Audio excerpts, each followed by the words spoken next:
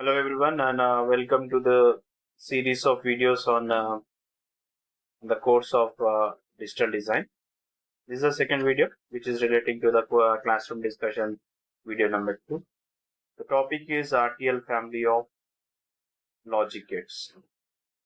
So, we will be discussing on different logic families and different gates would be discussed onto that one.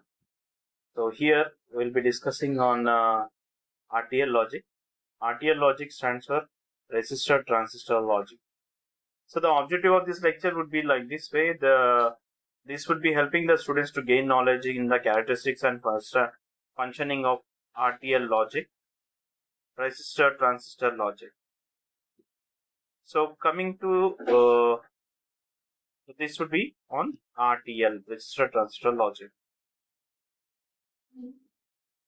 So already we have discussed about the different bipolar technologies available, unipolar technologies available. Out of this one, we'll be discussing on resistor transistor logic, RTL. Resistor transistor logic is RTL. So this would be on the topic of discussion today would be resistor transistor logic. In the next classes, we will be discussing on the next topics. So what is this, the resistor transistor logic? First, RTL is the first logic family, I mean to say, which is nowhere are now available in monolithic form, I mean to say in hardware form or available in the market. So this was the first initiation done in the logic gates. So this was the first logic family which was introduced. Basic circuit of RTL logic family is a NOR gate. So obviously we'll be discussing on other gates also, like inverter would be discussed, NAND gate would be discussed, and we'll be having first of all we'll have a discussion on NOR gate. Then we'll discuss on how the resistor transistor logic would be that the circuit would be totally comprised of resistors and transistors. There won't be any capacitors or any other elements. So each input, if you go for a 2-input AND gate, okay, 2-input AND gates would be 2 inputs. So these 2 inputs will be associated with one resistor, one transistor to each of these inputs. So that is the thing which would be said as resistor transistor logic. So one resistor, one transistor. It is nothing but resistor transistor logic for each of the inputs. Suppose if you are having a NOT gate, you would be having only single input. So single input means one resistor, one transistor. 3-input NAND gate means 3 resistors, 3 transistors would be there associated. So now the high level and low level, as we have discussed previously, each and every device will have its high level voltage and low level voltage. So for this circuit, the high level voltage is 3.6 volts, which is considered as high voltage or logic high, and 0.2 is the voltage which is considered as low level voltage or logic low voltage.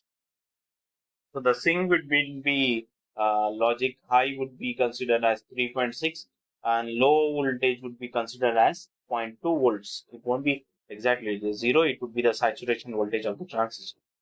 So the total output to input, high level to low level, there would be a total of swing of 3.4 volts. So here you would be having high level voltage would be over here, low level voltage, this would be your low level voltage, and this would be your high level voltage. So the total swing over here is what? 3.6. I mean to say this is 3.6, this is 2, so it would be 3.4 volts. Now considering this circuit, over here this is at 2 inputs. Here you can see 1, 2. 2 transistors are there. So 2 input NOR gate. You are having 2 inputs, so it is a 2-input NOR gate. The inputs are considered as X and Y. Forget about this total circuit. It is just like a NOR gate has been there. So are you getting the functioning of the output as NOR gate or not? And before going to this one, I will be telling you, usually we will be designing all the logic families either in NOR gate or NAND gate. If one of the gate is being realized, what is the advantage of that one? The NOR gate and NAND gates are called as universal gates. So using of these universal gates, you can realize any function.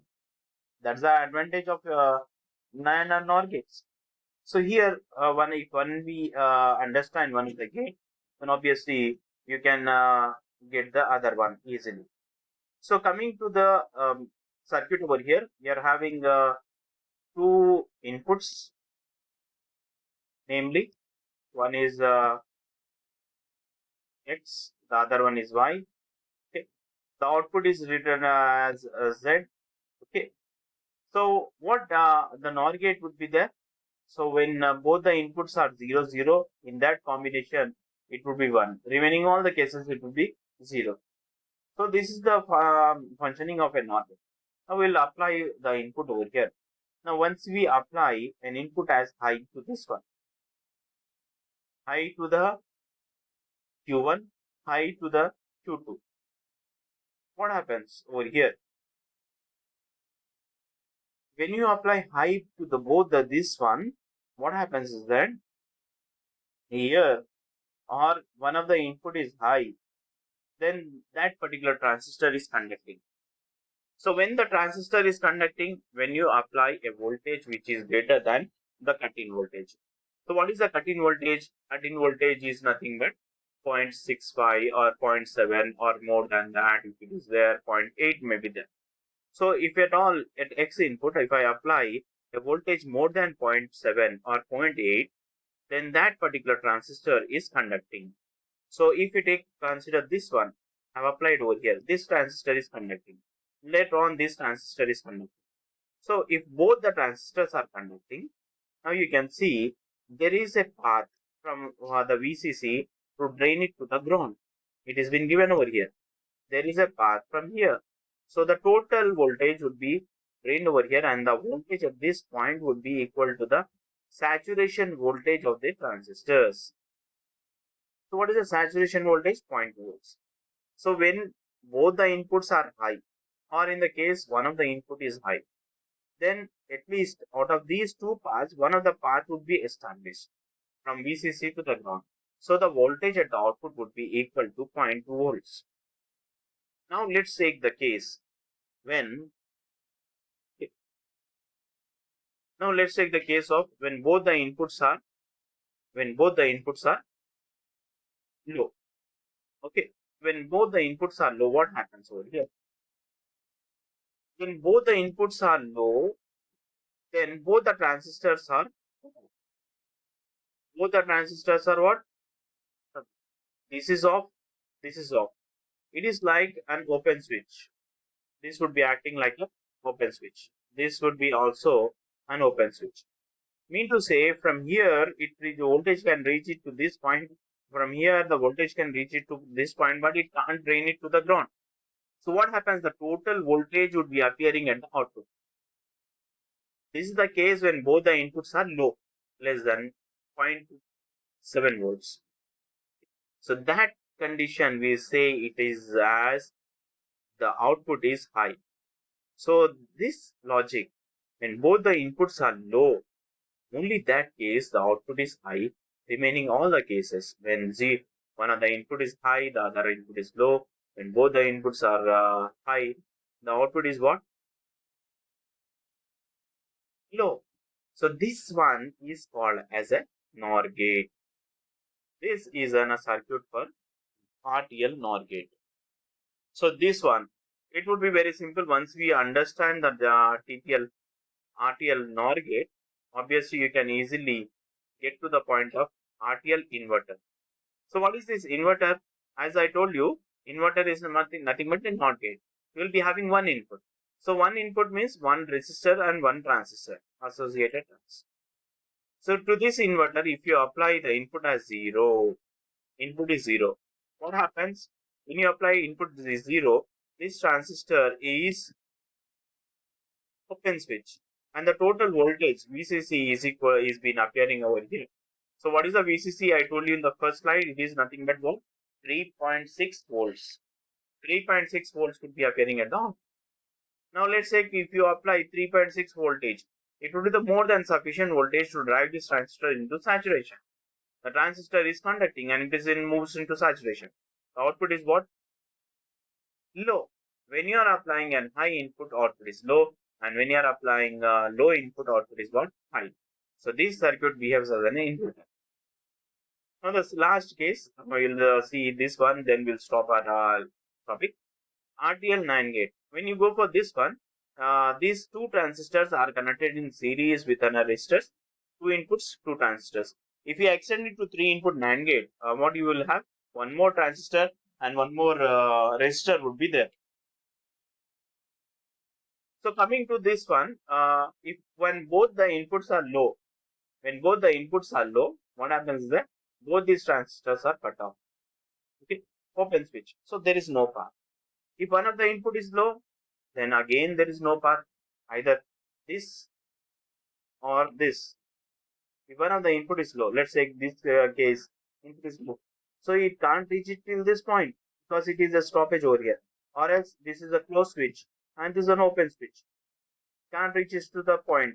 Okay, this is one case, and this is when both the inputs are low.